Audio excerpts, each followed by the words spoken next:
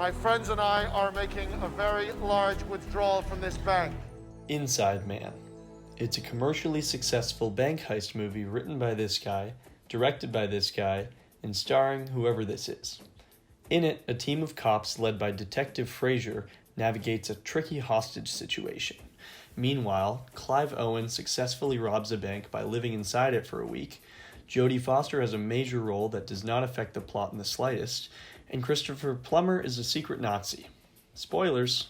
But this video isn't about all that. It's about the art of the reveal, when we, the audience, learn what the heist plan was all along. Many elements of film style in Dalton Russell's Monologue, which bookends the film, synergize to make the repetition of roughly the same sequence a reveal by the end of the movie. The most influential stylistic elements are dialogue, framing, editing, direct address, location, depth of field, camera movement, and lighting, all working in tandem. Let's get into it. My name is Dalton Russell. Pay strict attention to what I say because I choose my words carefully and I never repeat myself. I've told you my name. That's the who. Let's analyze the first iteration of the monologue, starting with dialogue. Dalton Russell outlines the who, what, where, when, why, and how of his perfect plan. You'd think by telling us all this up top, there'd be no movie to show, but he and the script are strategically vague.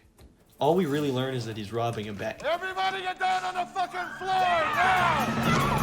Although delivered like an important explanation, his words do something I'll keep referring to. They withhold information. The where could most readily be described as a prison cell. But there's a vast difference between being stuck in a tiny cell and being in prison.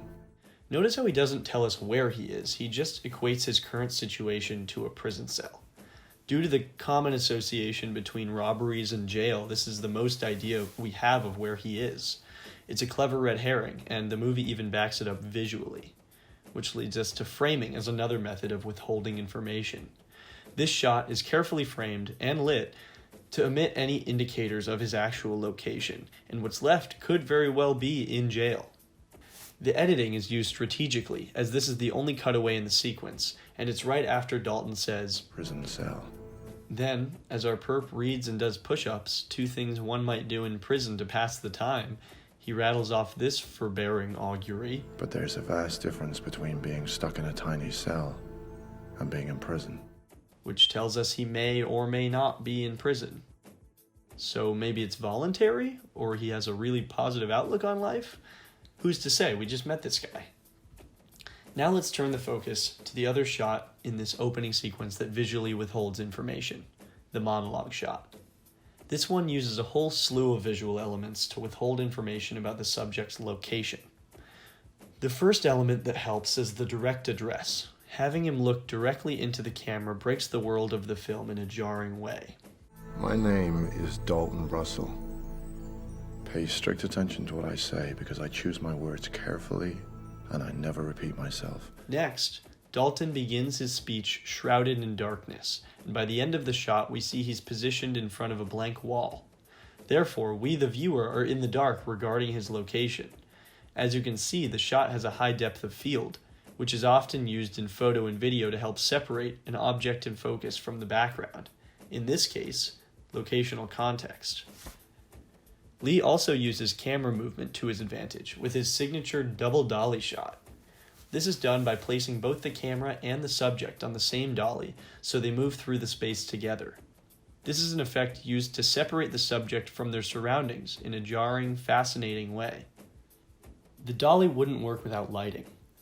As the camera and the subject track toward the wall, the lights on the back wall increase to reveal a background, while the subject is lit separately to stay constant and isolate him from the context of his surroundings. For all we know, he's not even inside the world of the film we're about to see.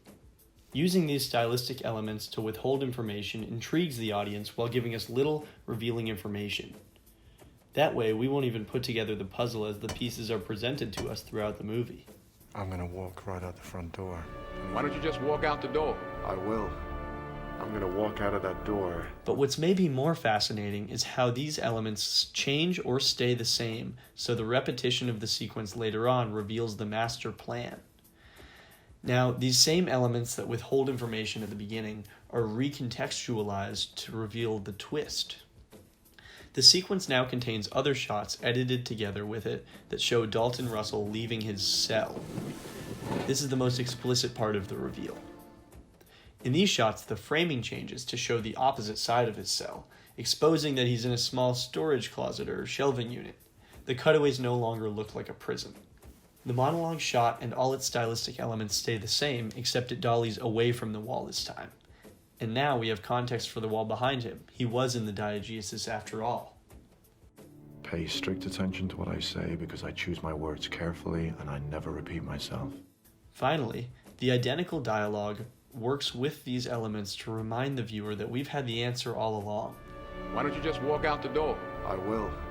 Using the same monologue shot and dialogue provides a more satisfying reveal. That's the way it's going to be. There you have it.